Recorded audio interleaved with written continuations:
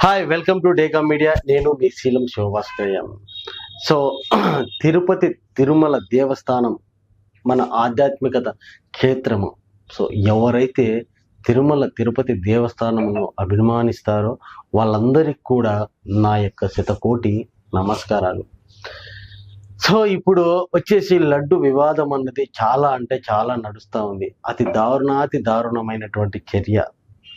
ఎవరైతే నిజంగా కల్తీకి పాల్పడతారో, కల్తీకి పాల్పడడానికి ఒక విత్తనం ఎవరైతే వేస్తారో అక్కడి నుంచి దాన్ని ఎగ్జిక్యూట్ చేసిన అందరూ కూడా సర్వనాశనం అయితే అయిపోతారు. ఎందుకంటే కొన్ని కోట్ల మంది మనోభావాల మీద అది ఆధారపడింది.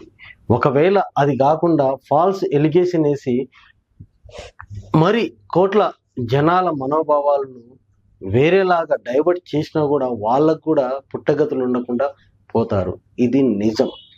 ఎందుకంటే గనక భూప్రపంచంలో ఆనందాన్ని ఇచ్చేది ఏదైనా ఉంది అంటే గనక అది ఒక ఆధ్యాత్మిక క్షేత్రాలు మాత్రమే. మరి ఎక్కడ కూడా మనశ్శాంతి అన్నది మనిషికి దొరకదు. అటువంటిది ఈ భూప్రపంచంలోనే మొట్టమొదటిగా చెప్పుకుంటున్నటువంటి మన తిరుపతి తిరుమల దేవస్థానము. అటువంటి దేవస్థానంలో అవకతవకలు జరగడానికి ఆస్కారమే లేదు. అయినా కూడా అక్కడ ఉన్నటువంటి సౌకర్యాలను బట్టి, అక్కడికి వస్తున్నటువంటి ఫండ్ను బట్టి వేరే వాళ్ళ దగ్గర నెయ్యి కొనవలసినటువంటి అవసరం లేనే లేదు.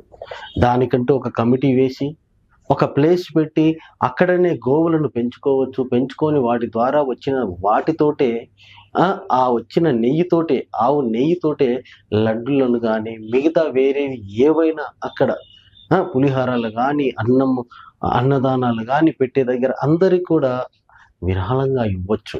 కానీ ఇక్కడ ఒక 3-4 రోజుల నుంచి ఆ వివాదం ముదిరిపోయి చాలా మంది కొంతమంది శ్రీ వెంకటేశ్వర స్వామి అంటే అభిమానము దానికంటే ఎక్కువగా ఉంటుంది. చాలా ఏజ్డ్ వాళ్ళు ఉంటారు. వాళ్ళకి ఎంత శోభను మిగిలిస్తున్నారు అంటే కనుక, అంటే ఒక సీక్రెట్గా జరగవలసినటువంటి ఒక దాన్ని పబ్లిక్లోకి తీసుకొని వచ్చి ఎవరో ఒకరు ఇక్కడ స్వలాభం పొందడానికి చేస్తున్నారే కానీ అందరికీ ఒక క్లారిటీ ఇవ్వడానికైతే కానే కాదు.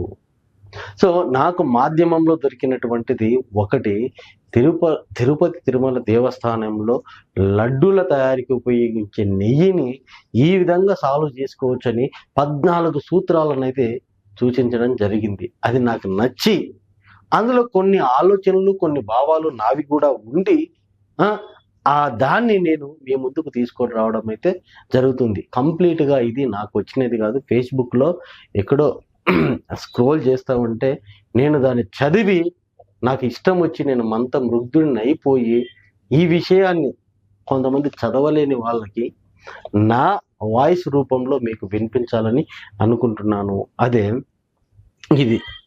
అండ్ ఫస్ట్ పాయింట్ వచ్చేసి, దేశంలోని ఆవులను కొనుగోలు చేయండి, అతి భారీ గోశాలను ఏర్పాటు చేయండి. సో అది అంటే ఎంత పెద్ద గోశాలనైనా కూడా తయారు చేయడానికి అక్కడ డబ్బుకు అన్నది కుదవలేదు. తిరుపతి తిరుమల దేవస్థానంలో ఎంతో మంది ఫండ్స్ రూపంలో అయితే ఇస్తూ ఉన్నారు. ఆవుల కోసం భారీ భూమిని ఏర్పాటు చేయండి. రెండో పాయింట్, ఆవుల కోసం భారీ భూమిని ఏర్పాటు చేయండి, అది కొండపైనే చేయొచ్చు. 3, ఆవు నెయ్యిని బయట నుండి కొనుగోలు చేయవలసిన అవసరం లేదని మనమే తయారు చేసేలాగా చర్యలు తీసుకోవడం. పూల కోసం ఉద్యానవనాలు ఏర్పాటు చేశారు కదా, పాల కోసం కూడా ఉన్నాయి. అలానే కరెక్ట్ పాయింటే చెప్పారన్నట్టు, ఎవరో మాత్రం ఇది రాయింది సూపర్. మనము కొన్ని పూల కోసం ఉద్యానవనాలు ఏవైతే వేసినారో అలానే ఆవులకు కూడా పెట్టొచ్చు కదా అన్నది. ఆవు పాలలోని కొవ్వును తొలగించడం, పిల్లలున్న తల్లులకు భక్తులకు ఉచిత పంపిణీ పాలు పంపిణీ. ఎస్, అంత పెద్దగా సంస్థను ఏర్పాటు చేసి వాటికి కొన్ని కమిటీలు పెట్టి ఈ విధంగా చేయొచ్చు. 5వ పాయింట్, ఆవు పెరుగులోని వెన్న దాన్ని తీసివేయండి, అన్న ప్రసాదాలలో టీటీడీ పెరుగు అందజేయండి. అంటే వెన్న తీసేసి ఆ వచ్చిన పెరుగును టీటీడీ పేరుతోటే భక్తులకు పంచండి అన్నట్టు. చివరగా 6వ పాయింట్, చివరగా లడ్డు తయారీకి మనకు 100% స్వచ్ఛమైన నెయ్యి లభిస్తుంది ఇలా. సో ఈ విధంగా చేస్తే గనక 100% నెయ్యి అయితే లభిస్తుంది. ఏడోది, దీనితో గోవుల రక్షణ కూడా పెరుగుతుంది. సూపర్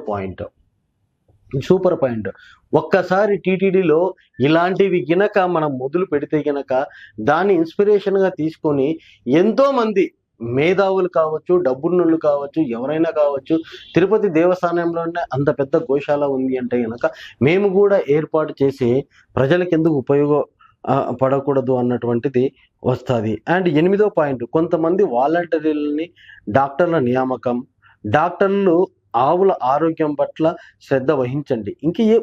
ఒకసారి తలుచుకుంటే ఎంతో మంది అంటే తిరుపతి తిరుమల దేవస్థానంలో ఒక అకామిడేషన్ ఇస్తే ఫ్రీగా వాళ్ళు చచ్చినంత వరకు కూడా చేయడానికి రెడీగానే ఉంటారు, ఏ వాలంటరీ అయినా కూడా. 9, ఆవు ప్రాంగణాన్ని శుభ్రం చేయడానికి కొంతమంది వాలంటీర్లను నియమించండి.